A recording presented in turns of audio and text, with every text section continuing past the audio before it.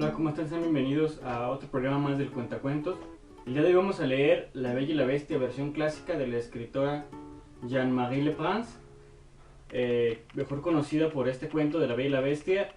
Tiene otras cosas más escritas, pero se le conoce más por esta versión de La Bella y la Bestia, que en esta ocasión estará dividida en dos partes, es decir, en dos videos, porque a la hora de narrarlo resultó muy largo. Entonces, esta es la primera parte, disfrútenlo. Le pican para que los lleve directamente a la segunda parte y así pueden escuchar el cuento completo. Recuerden suscribirse si les gusta lo que hay en este canal, darle me gusta y comentar. Hasta la próxima. La Bella y la Bestia, Jean-Marie Le Prince de Beaumont. Había una vez un mercader muy rico que tenía 6 hijos, 3 varones y 3 mujeres, y como era hombre de muchos bienes y de vasta cultura, no reparaba en gastos para educarlos y los rodeó de toda suerte de maestros. Las 3 hijas eran muy hermosas, pero la más joven despertaba tanta admiración que desde pequeña todos la apodaban la Bella, de modo que por fin se le quedó este nombre para envidia de sus hermanas. No solo era la menor mucho más bonita que las otras, sino también más bondadosa. Las 2 hermanas mayores ostentaban con desprecio sus riquezas ante quienes tenían menos que ellas, se hacían las grandes damas y se negaban a que las visitasen las hijas de los demás mercaderes. Únicamente las personas de mucho rango eran dignas de hacerles compañía.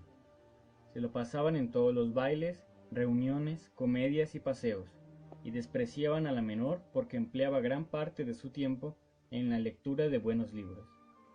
Las 3 jóvenes agraciadas y poseedoras de muchas riquezas eran solicitadas en matrimonio por muchos mercaderes de la región, pero las 2 mayores los despreciaban y rechazaban diciendo que solo se casarían con un noble, por lo menos un duque o conde.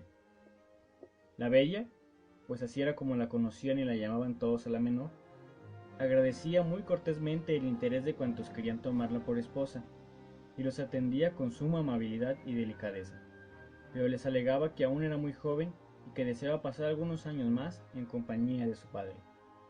De un solo golpe perdió el mercader todos sus bienes, y no le quedó más que una pequeña casa de campo a buena distancia de la ciudad. Totalmente destrozado, lleno de pena su corazón, llorando, hizo saber a sus hijos que era forzoso trasladarse a esta casa, donde para ganarse la vida tendrían que trabajar como campesinos. Sus 2 hijas mayores respondieron con la altivez que siempre demostraban en toda ocasión, que de ningún modo abandonarían la ciudad, pues no les faltaba enamorados que se sentirían felices de casarse con ellas no obstante su fortuna perdida. En esto se engañaban las buenas señoritas. Sus enamorados perdieron totalmente el interés en cuanto fueron pobres. Puesto que debido a su soberbia nadie simpatizaba con ellas, las muchachas de los otros mercaderes y sus familias comentaban: no merecen que les tengamos compasión, al contrario, nos alegramos de verles abatido el orgullo, que se hagan las grandes damas con las ovejas. Pero al mismo tiempo todo el mundo decía: qué pena, qué dolor nos da la desgracia de Bella. Esta sí que es una buena hija. Con qué cortesía les habla a los pobres. Es tan dulce, tan honesta. No faltaron caballeros dispuestos a casarse con ella aunque no tuviese un centavo. Mas la joven agradecía, pero respondía que le era imposible abandonar a su padre en desgracia, y que lo seguiría a la campiña para consolarlo y ayudarlo en sus trabajos. La pobre Bella no dejaba de afligirse por la pérdida de su fortuna, pero se decía a sí misma: nada obtendré por mucho que llore. Es preciso tratar de ser feliz en la pobreza. No bien llegaron y se establecieron en la casa de campo, el mercader y sus 3 hijos, con ropajes de labriegos, se dedicaban a preparar y labrar la tierra. La Bella se levantaba a las 4 de la mañana y se ocupaba en limpiar la casa y preparar la comida. Al principio aquello le era un sacrificio agotador, porque no tenía costumbre de trabajar tan duramente, mas unos meses más adelante se fue sintiendo acostumbrada, y comenzó a sentirse mejor y a disfrutar por sus afanes de una salud perfecta. Cuando terminaba sus quehaceres se ponía a leer, a tocar el clavicordio, o bien a cantar mientras hilaba o realizaba alguna otra labor. Sus 2 hermanas, en cambio, se aburrían mortalmente, se levantaban a las 10 de la mañana, paseaban el día entero, y su única diversión era lamentarse de sus pérdidas, galas y visitas. Mira a nuestra hermana menor, se decían entre sí. tiene un alma tan vulgar y es tan estúpida que se contenta con su miseria. El buen labrador, el padre, en cambio, sabía que la bella era trabajadora, constante, paciente y tesonera, y muy capaz de brillar en los salones. En cambio, sus hermanas admiraba las virtudes de su hija menor, y sobre todo su paciencia, ya que las otras no se contentaban con que hiciese todo el trabajo de la casa, sino que además se burlaban de ella. Hacía ya un año que la familia vivía en aquellas soledades, cuando el mercader recibió una carta en la cual anunciaba que cierto navío acababa de arribar, felizmente, con una carga de mercancías para él. Esta noticia trastornó por completo a sus dos hijas, pues imaginaron que por fin podrían abandonar aquellos campos donde tanto se aburrían y además, lo único que se les cruzaba por la cabeza era volver a la ociosa y fatua vida de las fiestas y teatros, mostrando riquezas. Por lo que, no bien vieron a su padre ya dispuesto para salir, le pidieron que les trajera vestidos, chalinas, peinetas y toda suerte de bagatelas. La bella no dijo una palabra, pensando para sí que todo el oro de las mercancías no iba a bastar para los encargos de sus hermanas. ¿No vas tú a pedirme algo?, le preguntó su padre. Ya que tienes la bondad de pensar en mí, respondió ella, te ruego que me traigas una rosa, pues por aquí no las he visto. No era que la desease realmente, sino que no quería afear con su ejemplo la conducta de sus hermanas, las cuales habían dicho que si no pedía nada era solo por darse importancia. Partió pues el mercader, pero cuando llegó a la ciudad, supo que había un pleito andando en torno a sus mercancías, y luego de muchos trabajos y penas, se halló tan pobre como antes, y así emprendió nuevamente el camino hacia su vivienda. No tenía que recorrer más de 30 millas para llegar a casa, y ya se regocijaba con el gusto de ver otra vez a sus hijas, pero erró el camino al atravesar un gran bosque, y se perdió dentro de él, en medio de una tormenta de viento y de nieve que comenzó a desatarse. Nevaba fuertemente, el viento era tan impetuoso que por 2 veces lo derribó del caballo, y cuando cerró la noche, llegó a temer que moriría de hambre o de frío, o que lo devorarían los lobos, a los que oía aullar muy cerca de sí. De repente tendió la vista por entre las 2 largas hileras de árboles, y vio una brillante luz a la gran distancia. Se encaminó hacia aquel sitio, y al acercarse, observó que la luz salía de un gran palacio todo iluminado. Se apresuró a refugiarse allí, pero su sorpresa fue considerable cuando no encontró a persona alguna en los patios. Su caballo que lo seguía entró en una vasta caballeriza que estaba abierta, y habiendo hallado heno y avena, el pobre animal, que se moría de hambre, se puso a comer ávidamente. Después de dejarlo atado, el mercader pasó al castillo, donde tampoco vio a nadie, y por fin llegó a una gran sala, en que había un buen fuego y una mesa cargada de viandas con un solo cubierto. Quizás pecaría de atrevido, pero se dirigió hacia allí. La tentación fue muy grande, pues la lluvia y la nieve lo habían calado hasta los huesos. Se arrimó al fuego para secarse, diciéndose a sí mismo: el dueño de esta casa y sus sirvientes, que no tendrán en dejarse ver, sin duda me perdonarán la libertad que me he tomado. Se quedó aún esperando un largo rato. Observaba hacia los otros recintos para tratar de ubicar en algún habitante de la mansión. Pero cuando sonaron 11 campanadas, sin que se apareciese nadie, no pudo ya resistir el hambre, y apoderándose de un pollo, se lo comió con 2 bocados, a pesar de sus temblores. Bebió también algunas copas de vino, y ya con la nueva audacia abandonó la sala y recorrió varios espaciosos aposentos, magníficamente amueblados. En uno de ellos encontró una cama dispuesta, y como era pasada la medianoche y se sentía rendido de cansancio, entumecido y aturdido de la aventura pasada hasta encontrar este cobijo, decidió cerrar la puerta y acostarse a dormir. Eran las 10 de la mañana cuando se levantó al día siguiente, y no fue pequeña su sorpresa al encontrarse un traje como hecho a su medida en vez de sus viejas y gastadas ropas. Sin duda, se dijo, o no he despertado, o este palacio pertenece a una hada buena que se ha apiadado de mí. Miró por la ventana y no vio el menor rastro de nieve, sino de un jardín cuyos floridos canteros encantaban la vista. Entró luego a la estancia donde cenara la víspera, y halló que sobre una mesita lo aguardaba una taza de chocolate. Le doy las gracias, señora hada, dijo en voz alta, por haberse tenido la bondad de avelgarme en noche tan inhóspita y de pensar en mi desayuno. El buen hombre, después de tomar el chocolate, salió en busca de su caballo, y al pasar por un sector lleno de rosas blancas, recordó la petición de la bella y cortó una para llevársela.